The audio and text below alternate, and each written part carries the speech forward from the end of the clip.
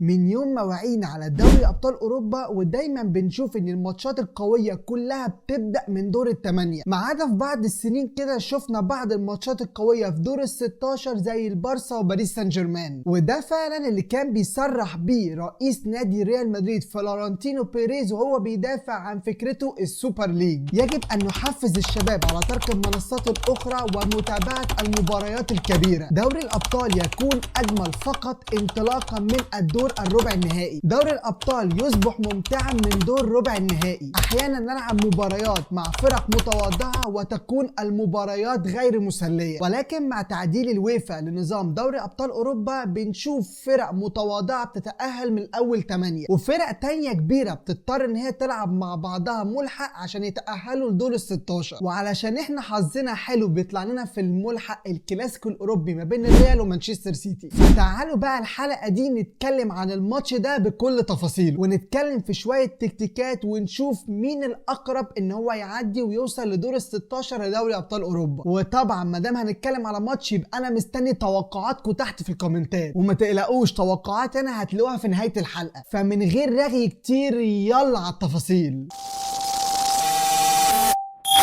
ريال مدريد ومانشستر سيتي اتواجهوا قبل كده في دوري ابطال اوروبا 12 مره. السيتي كسب 4 والريال كسب 3 وتعادلوا 5 مرات. ولكن الموضوع ما بين الفريقين دول في دوري ابطال اوروبا ليه شويه مرجعيه اكبر من كده، لاننا لو جينا بصينا شويه هنلاقي في 2016 الريال كسب وعدى، وبيجي في 2020 مانشستر سيتي بيكسب الريال ويعدي، وبعدها بيلعبوا بعض في 2022 والريال بيكسب، علشان يجي السيتي يلعبهم في 2023 ويكسبهم ويعدي. والناس بعد كل ده تقولك ان كل دي صدف. فالموضوع بقى يكمل احلى واحلى ويجي الريال في 2024 يقابلهم ويكسبهم، علشان يبقى مره ده ومره ده، والدور المره دي لمانشستر سيتي. خدوا دي بقى كمان، الريال كل ما بيعدي من مانشستر سيتي بيكمل وبياخد البطوله. فلو الريال كسب وعدى السيتي كل مشجعين الريال هيقولوا خلاص البطوله دي لريال مدريد. ولكن المشكله هنا ان انت مضطر ان انت تخسر فريق من كبار اوروبا في دور اصلا مش مفهوم في دوري الابطال، دور كده زنقوه في النص عشان يعملوا بيه ماتشات تانية بفلوس تانية وسموه دور الملحق. لا هو محصل دور مجموعات زي ما احنا فاهمين، ولا هو محصل دور 16 اللي احنا عارفينه. الحلو بقى ان احنا هنشوف ماتشين ذهاب واياب من احلى ماتشات الكرة الاوروبية. ولو الناس كلها شايفة ان السيتي الموسم ده وحش وجوارديولا مش عارف يتصرف، فاحب اقول لكم ان الريال هو كمان وحش وانشيلوتي بيعك في اللعب وفي التشكيل. وما دام جبنا سيرة المدربين والتشكيلة يبقى يلا بينا بقى شوية تكتيك على البورد. التشكيله اللي هيلعب بيها انشيلوتي الماتش ده واضحه وصريحه ومعروفه. عندنا كورتوا في حراسه المرمى، قدامه هيكون في قلبي دفاع تشاوميني وجنبه اسينخيو اللي هيعوض غياب روديجير. في اليمين هنلاقي لوكاس فاسكيز وفي الشمال هنلاقي فيرلان مندي. قدامه هنلاقي فالفيردي وجنبه دانيال سيبايوس. قدامهم هنلاقي بيلينجهام وقدامه في 3 وهم فينيسيوس جونيور جنبه امبابي، وفي الاخر الناحيه الثانيه هنلاقي رودريجو. اول نقطه ضعف لريال مدريد في الماتش ده هو اللاعب لوكاس فاسكيز، خصوصا ان الناحيه بتاعت لوكاس فاسكيز دي في السيتي هيلعب عليها واحد من الثلاثه، يا اما هنلاقي مرموش في الجهه دي، يا اما هنلاقي سافينيو في الجهه دي، يا اما هنلاقي اللاعب جاك جريليتش هيلعب على فاسكيز. وفي الحقيقه ان اي واحد من الثلاثه دول لو لعب على لوكاس فاسكيز واحد لواحد هيقدر يعدي منه بسهوله جدا. ده غير طبعا المساحات الكبيره جدا اللي هيسيبها لوكاس فاسكيز وراه وهيستغلها واحد من الثلاثه دول. واقول لكم ان لو كان كارفاخال موجود مكان لوكاس فاسكيز ما كانش في اي حد هيعدي، لان كارفاخال بيغطي كويس جدا وحلو جدا جدا في الواحد على واحد. ولكن للاسف كارفاخال مصاب بصليبي ومش هيلعب الماتش ولا هيلعب الموسم اصلا. تاني نقطه ضعف بقى عند ريال مدريد هي عدم التفاهم ما بين قلبي الدفاع تشاوميني واسينخيو. ولو عايز تفهمني صح روح اتفرج كده على ماتشات برشلونه وريال مدريد اللي اتلعبت الموسم ده، وخصوصا الماتش اللي كان بيتلعب ما بينهم في نهائي السوبر، وخصوصا جون رافينيا في ريال مدريد. انا عامل الماتش ده كان بيلعب فيه رودريجير جنب تشاوميني، ولكن الوضع مش هيفرق كتير. اتفرج على المساحه اللي كانت ما بين رودريجير وتشاوميني اللي تمركز فيها رافينيا وجاب جون بدماغه، هتلاقي ان التفاهم ما بين قلبي الدفاع اخر حلاوه جدا في ريال مدريد واصلا مش موجود. تعالى بقى معايا كده وفكر ان في المكان ده بدل رافينيا هيكون موجود ايرلينج هالاند. اظن كده الرساله وصلت جدا لمشجعي ريال مدريد. ده غير بقى ان التمركز ما بين خط الدفاع وخط النص في ريال مدريد فيه مشكله كبيره قوي، وفي المنطقه دي هيلعب جوارديولا بعمر مرموش اللي هيفتح مساحات كبيره جدا في خط دفاع ريال مدريد، علشان هالاند كده يطلع يجري ويرمح براحته ويجيب اللي هو عاوزه. عاوزه. لو جينا بقى نتكلم شويه على نقطه القوه اللي عند ريال مدريد، اظن ان مدريد لو فتح الملعب هيشيل سكور كبير قوي، وهيكون احسن وضع لانشيلوتي ان هو يقفل الملعب ويدافع كويس جدا بكل اللعيبه بتاعته،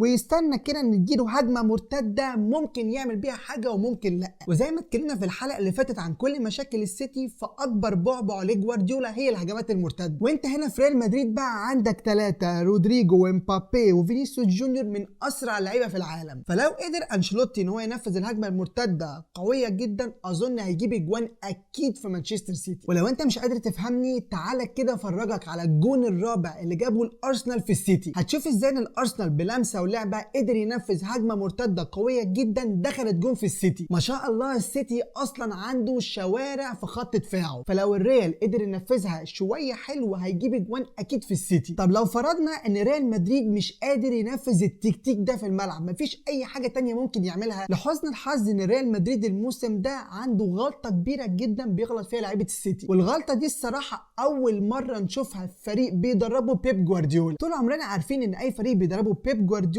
اكتر فريق بيعرف يباصي وعنده استحواذ، ولكن المره دي كميه الميس باس اللي بتحصل من لعيبه السيتي تحت الضغط كبيره قوي، فلو قدرت ان انت تضغط عليهم ضغط عالي ومقفل دفاعك كويس جدا، اظن اكيد هتجيب فيهم اجوان. وبرده لو مش مصدقني، تعال نرجع لماتش ارسنال ونشوف الجون الثاني. كوره بتتلعب من فودن ميس باس بيقدر يقطعها في النص كده توماس بارتي ويستغلها ويجيب الجون الثاني في السيتي. فلو قدر ريال مدريد ان هو ينفذ ضغط عالي محكم، الخطوط قريبه كلها من بعضها، هيجيب اجوان. ولكن لو نفذ الضغط ده وخطوطه مفتوحه والسيتي قطع الكوره، هيخش فيه جوان. فهي الصراحه 50-50، يا تنفذها وتنجح معاك وتكسب، يا تنفذها وتلبس بيها جوان. تعالوا بقى نرجع للبورد تاني، والمره دي مع تشكيله مانشستر سيتي المتوقعه. جوارديولا من اصعب المدربين اللي ممكن تتوقع التشكيله اللي هو هيلعب بيها، لان هو من اكتر الناس اللي بتحب الروتيشن في الملعب. ولكن خلونا كده نجرب ان احنا نتوقع ونشوف هنعرف نتوقع صح ولا لا. في حراسه المرمى هيلعب إيدرسون مورايش اللي هيرجع من الاصابه ان شاء الله قبل الماتش. قدامه قلبي دفاع هيكون ستونز واكانجي. على اليمين هنلاقي ماتياس نونيز اللي بدا جوارديولا مؤخرا يعتمد عليه، وعلى الشمال ما عندوش غير جفارديول يلعب بيه، مفيش تاني غيره. في وسط الملعب هيلعب بكوفازيتش ارتكاز عشان يحبط الهجمه المرتده اللي هو اصلا دور رودري، وهيلعب جنبه برناردو سيلفا اللي هيكون عنده ادوار هجوميه اكتر من الدفاعيه. قدامهم في عمق الملعب هنلاقي عمر مرموش، الصفقه الجديده الهامه جدا للسيتي. وبالمناسبه لو عايزين تعرفوا هي هامه ليه، ارجعوا للاي اللي فوق دلوقتي هتلاقوا حلقه كامله عن السيتي ومرموش. على اليمين هنلاقي سافينهو، على الشمال هنلاقي فيل فودن، وقدامهم